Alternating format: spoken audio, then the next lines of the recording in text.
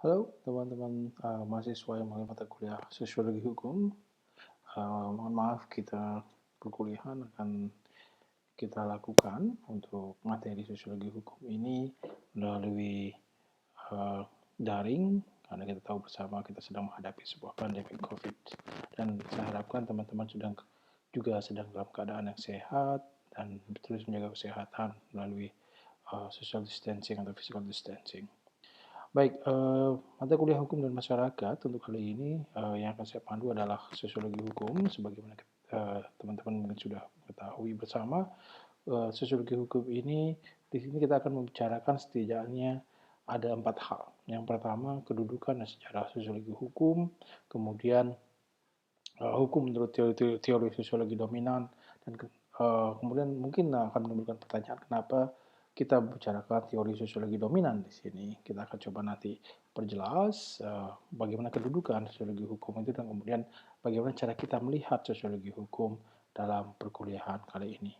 Nah, selanjutnya kita akan coba menelaah perkembangan kajian sosiologi atau sosiologi hukum di Fakultas Hukum itu sendiri seperti apa. Pertama-tama berkaitan dengan bacaan, teman-teman saya harapkan untuk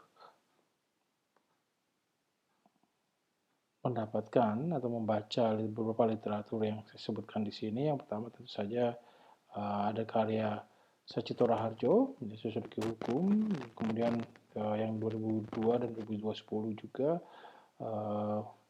Kita tahu bersama Sachito Raharjo adalah salah satu tokoh sosiologi hukum di Indonesia. Beliau dikenal dengan sebuah konsepnya yang bernama hukum progresif.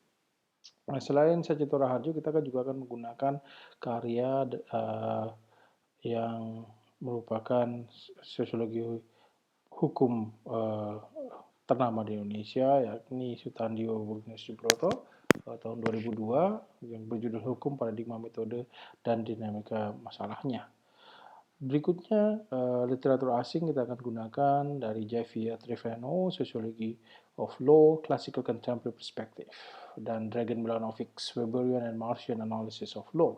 Kita akan bicara juga tentang bagaimana penganut Weberian dan Martian melihat hukum. Nah, ini juga kaitannya dengan sosiologi hukum.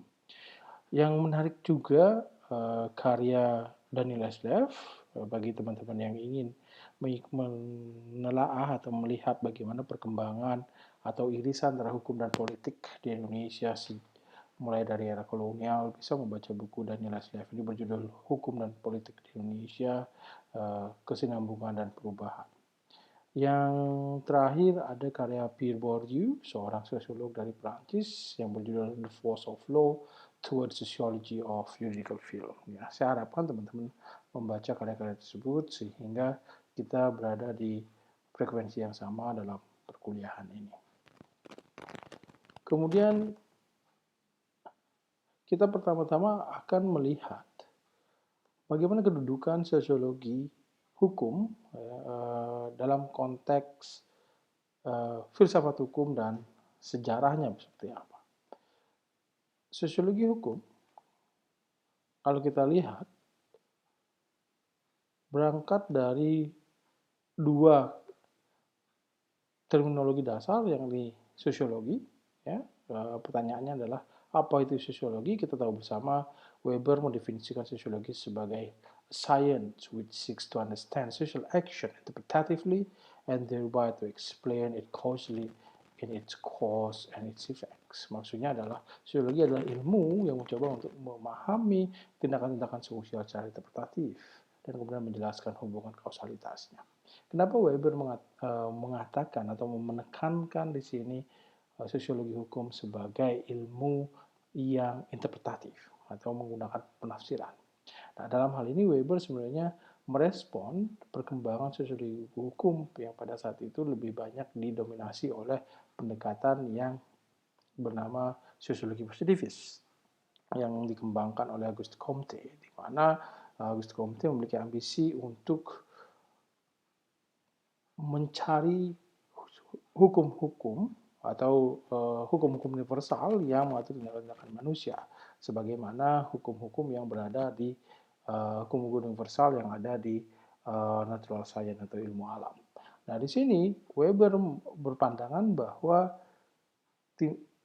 dalam tindakan sosial itu tidak ada yang namanya hukum-hukum yang sifatnya berlaku universal. Yang bisa kemudian kita dilakukan oleh para sosiolog atau sosiologis pada saat itu adalah menginterpretasi tindakan-tindakan manusia tersebut. Karena setiap konteks sosial akan memiliki pengaruhnya terhadap tindakan-tindakan manusia itu. Berikutnya, kalau kita coba melihat definisi dari Triveno, sosiologi diartikan sebagai ilmu yang mempelajari yang pertama tentu saja tentang masyarakat manusia, kemudian perorganisasian kelompok sosial, interaksi sosial masyarakat, makna yang masyarakat berikan kepada realitas sosial mereka.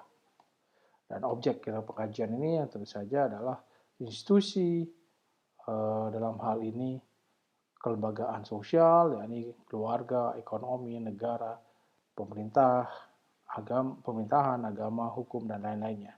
Kemudian sosiologi juga menjadikan struktur sosial pengorganisasian relasi sosial sebagai objeknya. Dalam hal ini, sosiologi juga mempelajari tentang peran, status, kelas, norma, nilai, dan ideologi yang mempengaruhi tindakan-tindakan manusia.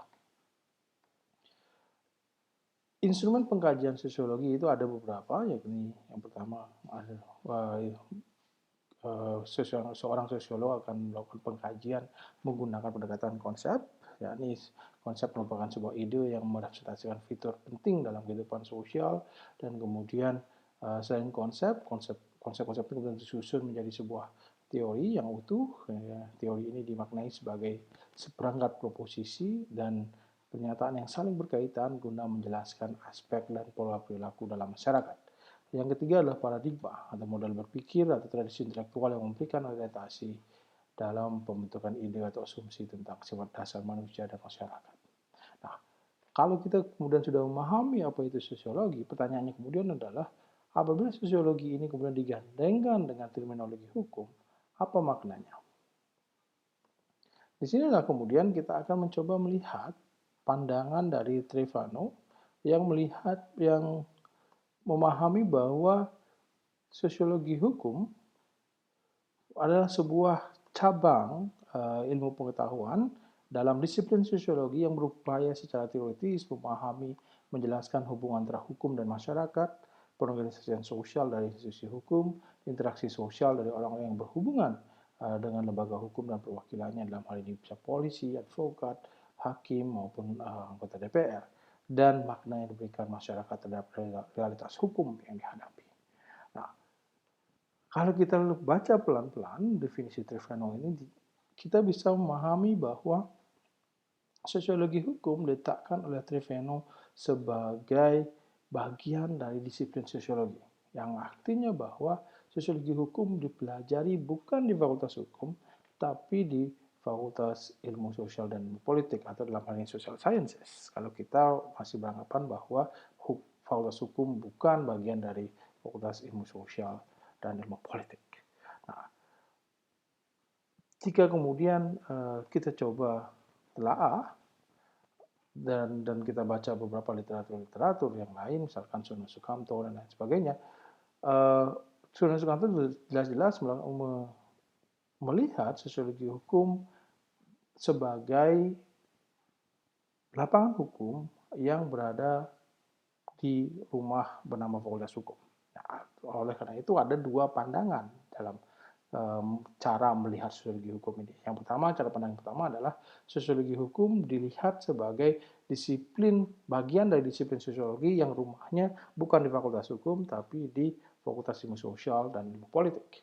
Nah, pandangan yang kedua adalah sosiologi hukum dipandang sebagai lapangan hukum yang berada di Fakultas Hukum. Kita dalam perkuliahan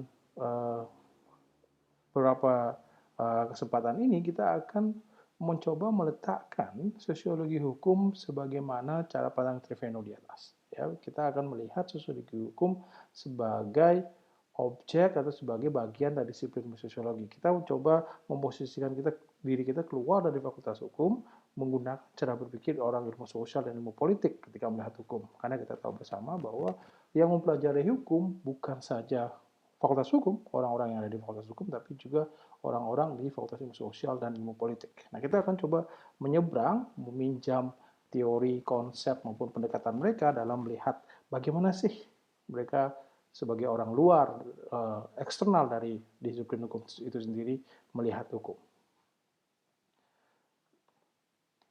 Kemudian kita akan mencoba untuk menelaah bagaimana sebenarnya sejarah sosiologi hukum. Nah, sekali lagi dalam bacaan sejarah ini memang akan sedikit bias Amerika Serikat karena banyak buku-buku sosiologi hukum itu didominasi oleh penulis-penulis yang berada di Amerika Serikat. Ketika mereka bicara tentang sejarah sosiologi hukum, tentu saja mereka sedang membicarakan perkembangan atau sejarah sosiologi hukum di negara mereka. Nah, misalkan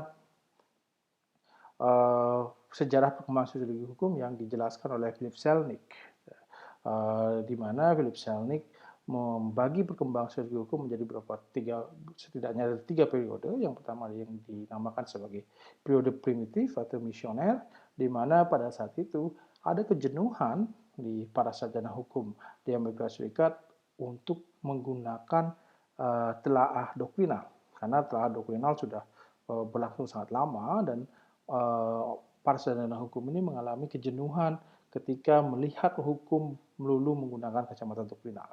Nah, pada saat itulah kemudian mereka mulai expose dengan karya-karya, misalkan ada karya Eugen Illich yang memperkenalkan kita pada konsep the living law, di mana hukum tidak semata-mata merupakan atribut dari negara, tapi juga dalam mempelajari hukum kita harus keluar, tidak hanya melihat hukum negara, tapi juga hukum yang hidup di masyarakat.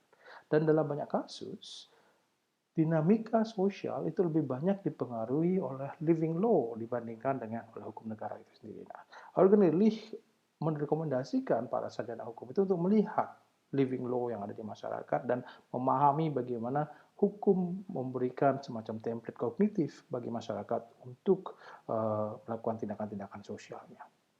Yang berikutnya juga ada buku karya Max Weber yang baru saja diterjemahkan dalam bahasa Inggris pada era-era itu 1930-an tentang sosiologi hukum. Nah, ini yang kemudian menjadi semacam pemantik bagi para sarjana hukum di Amerika Serikat untuk mulai keluar dari kacamata doktrinal dan melihat ada sececah ladang baru yang kemudian bisa dikembangkan untuk exercise intelektual mereka. Nah, yang kedua adalah periode keahlian dan keterampilan sosiologis. Dalam hal ini, para intelektual hukum dan sosial mulai melakukan penelitian secara masif tentang sosiologi hukum guna menemukan konsep teori sosiologis yang kuat dalam mencari jawaban atas permasalahan hukum.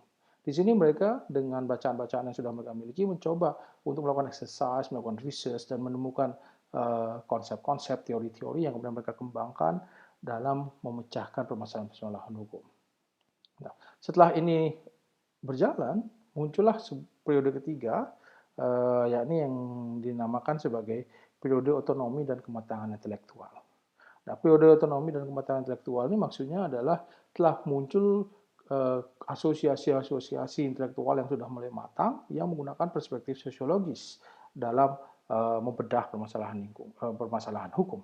Dalam hal ini muncul misalkan legal studies baik di Amerika Serikat maupun di Inggris yang biasa dikenal dengan British Critical Legal Studies maupun American Critical Legal Studies. Dan kemudian ada Law and Society Association dengan tokohnya Brian Tamanaha misalkan. Dan kemudian ada Law and Development Movement pada era-era itu, misalkan ada Trubeck dan lain sebagainya. Nah, ini menunjukkan bahwa telaah atas hukum sebagai objek kajian tidak lagi didominasi oleh pendekatan doktrinal, ya, di mana seorang sarjana hukum juga bisa menggunakan teori-teori atau konsep-konsep atau metode-metode yang ada di ilmu sosial dan ilmu politik dalam memecahkan permasalahan hukum, sehingga lebih banyak bisa menceritakan, lebih dalam bisa menceritakan bagaimana permasalahan hukum itu dibedah dan kemudian ditawarkan solusi yang terbaik.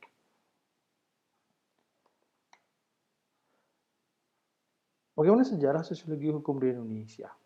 Sosiologi hukum di Indonesia sebenarnya sudah mulai muncul ya secara perspektif sebagai sebuah perspektif di era kolonial, di mana kita tahu kalau teman-teman yang sudah mengambil hukum adat mungkin pernah mendengar nama Cornelis van Vollenhoven ya yang memiliki ambisi untuk melakukan kodifikasi terhadap hukum-hukum adat yang ada di Indonesia. Walaupun kodifikasi ini gagal untuk dilakukan, setidaknya Van Vollenhoven mampu untuk mengkompilasi ke hukum-hukum adat yang ada di Indonesia. Misalkan ada adat Minang, adat Jawa, adat Bali dan lain sebagainya sebagai sebuah magnus opus Van Vollenhoven untuk menjalankan uh, ambisinya bagaimana mencari benang merah hukum adat yang ada di Indonesia. Nah, di era itu juga di 1924 khususnya didirikan sekolah hukum, Reho School di Jakarta yang bertujuan untuk mendidik para calon-calon birokrat kolonial. Jadi pegawai-pegawai birokrasi kolonial yang tunduk pada hukum Barat, hukum Belanda pada saat itu mau tidak mau harus dididik menggunakan cara berpikir hukum Barat, menggunakan logika hukum Barat, dan kemudian membuka peluang bagi para priai-priai untuk bisa bersekolah dan pada akhirnya akan menjadi pegawai-pegawai birokrasi kolonial pada saat itu. Yang menarik di era kolonial ini adalah ada perdebatan ya, ketika terjadi pemberontakan, misalkan pemberontakan yang gagal dilakukan oleh PKI 1928 dan kemudian pemerintah kolonial memandang penting untuk mendorong adanya politik etis ya, sehingga untuk sekaligus juga secara politik untuk meredam gejolak-gejolak atau perlawanan terhadap pemerintahan kolonial. Di sini pemerintah kolonial kemudian berupaya untuk bagaimana tidak hanya mengeksploitasi sumber daya alam yang ada di Indonesia, mengeksploitasi kekayaan Hindia Belanda sebagai negara jajahan pada saat itu, tapi juga memajukan masyarakat negara jajahan. Pertanyaannya kemudian adalah bagaimana cara memajukannya dan dengan instrumen hukum apa pemajuan itu bisa dilakukan. Nah, di sini muncul dua perdebatan ya, bagaimana memajukan masyarakat Indonesia menggunakan hukum sebagai instrumennya. Yang pertama, perdebatan yang dikenal dengan kubu Utrecht School yang berpandangan bahwa harus ada modernisasi hukum yang ada di Indonesia, yang artinya bahwa agar masyarakat Hindia Belanda, masyarakat jajahan bisa hidup berkemajuan pada saat itu, mau tidak mau mereka harus tunduk pada single and unified legal system atau hukum yang satu dan tunggal, mirip seperti hukum barat yang ada di Eropa sana. Sehingga loyalitas masyarakat itu akan terbentuk terhadap hukum barat ini, sehingga logika hukum barat itu akan tertanam, terinternalisasi dalam pikiran dan perilaku masyarakat negara jajahan. Oleh karena itu mereka akan meninggalkan pengaruh-pengaruh yang sifatnya superstitious atau pengaruh-pengaruh yang sifatnya tahayul yang banyak mempengaruhi, banyak menjadi sumber-sumber hukum pada saat itu, sehingga masyarakat akan menjadi lebih rasional untuk menjalankan tindakan-tindakan sosialnya karena didukung oleh hukum yang rasional. Nah, di sisi yang lain, kubu Utrecht School ditentang oleh kubu Leiden School, di mana Van Vollenhoven merupakan tokoh penting di situ yang mengatakan bahwa kita tidak bisa memperlakukan unified legal system di negara jajahan karena ini justru akan merusak tatanan hukum yang pada saat itu ada, yakni pluralisme hukum yang ada di negara jajahan itu sendiri, di mana pluralisme hukum ini sudah bekerja secara fungsional. Masyarakat tunduk pada hukum adatnya, hukum agamanya, dan mereka menganggap itu sebagai bagian dari budaya mereka. Kalau kemudian ini harus dihapuskan dan kemudian tunduk pada hukum barat, tentu saja ini akan menimbulkan gejolak dan alih-alih bisa memajukan masyarakat negara jajahan, justru yang terjadi adalah menambah pemberontakan, karena tidak semua masyarakat negara jajahan akan mau menerima meninggalkan hukum-hukum adat mereka, hukum agama mereka dengan mengacu kepada hukum barat pada saat itu. Nah, perdebatan ini kemudian dimenangkan oleh kubu Leiden School, bukan lebih pada aspek bahwa aspek pragmatis administrasi kolonial pada saat itu, karena pengakuan terhadap pluralisme hukum sebagaimana yang didorong oleh Leiden School sebenarnya tidak membutuhkan banyak kebijakan-kebijakan baru, karena pada saat itu kolonial sudah hidup pada dimensi pluralisme hukum tersebut, sehingga tidak banyak hal yang harus dilakukan oleh pemerintah kolonial. Selain itu juga pemerintah kolonial menganggap bahwa itu yang paling aman untuk dilakukan secara politis jika tidak ingin mendorong pemberontakan yang lebih luas lagi terhadap administrasi kolonial. Nah, di era revolusi, perdebatan yang sama juga terjadi. Kita mengenal bagaimana perdebatan Supomo dan Muhammad Yamin tentang sistem hukum apa yang harus dibangun pasca kemerdekaan Indonesia pada saat itu. Nah, perdebatan ini sebenarnya mengulang apa yang terjadi di Belanda antara Leiden School dan Utrecht School. Kita tahu bersama siapa yang memenangkan perdebatan ini. Perdebatan ini kemudian mendapat dukungan lebih banyak kepada Supomo yang akhirnya pada konstitusi tersebut, konstitusi kita ada pengakuan terhadap masyarakat hukum adat, di mana menunjukkan bahwa Indonesia pasca kolonial mengakui pluralisme hukum sebagaimana yang ada di era kolonial saat itu. Nah, yang menarik juga ketika kita bicara pada ranah politik hukum, Soekarno pada Kongres Persatuan Sarjana Hukum Indonesia yang pertama di tahun 61 mengatakan bahwa met juristen kan je revolusi maken. Artinya bahwa orang hukum itu sangat susah untuk diajak revolusi. Ini adalah semacam, bisa dikatakan semacam kritik Soekarno terhadap orang-orang hukum, di mana orang hukum kebanyakan menggunakan cara berpikir positivis atau legalistik. Padahal menurut Soekarno, untuk mendorong revolusi, hal yang pertama harus dilakukan adalah melanggar hukum. Karena bagi tentu saja bagi seorang kelompok-kelompok revolusioner ekstremis pada saat itu tidak mungkin bisa menjatuhkan administrasi kolonial atau menggulingkan administrasi kolonial untuk mewujudkan kemerdekaan tanpa melanggar hukum.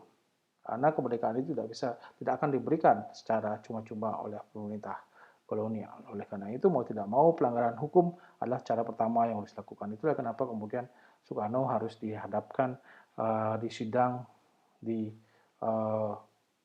Bandung, dan kita tahu bersama ada pledoi yang terkenal di situ, yakni Indonesia Menggugat. Ini adalah bentuk bagaimana revolusi itu harus didorong. Pertama kali yang harus dilakukan adalah melakukan pelanggaran terhadap hukum. Karena hukum adalah pagar yang melindungi kelompok penguasa, dalam hal itu kolonial. Nah, di era Orde Baru, hukum kemudian menjadi sarana bagi kekuasaan. Hal ini terinspirasi oleh sebuah gerakan yang di era-era 60-an, 70-an berkembang di Amerika Serikat yang bernama Law Development Movement atau gerakan hukum dan pembangunan yang dibawa pada saat itu oleh Profesor Muhtar Sumatmaja yang baru datang dari Amerika Serikat dan kemudian mengembangkan teori tersebut atau doktrin tersebut lebih jauh di Indonesia, dan kemudian ini menjadi sarana atau instrumen bagi kekuasaan, dalam hal ini Orde Baru, pemerintah otoritarian, untuk menggunakan hukum sebagai sarana menuju tujuan pembangunan. Dan kita tahu bersama, barang siapa yang kemudian menolak model pembangunan ala Orde Baru akan berhadapan dengan hukum, dan kemudian bisa saja hukum menjadi bersifat represif untuk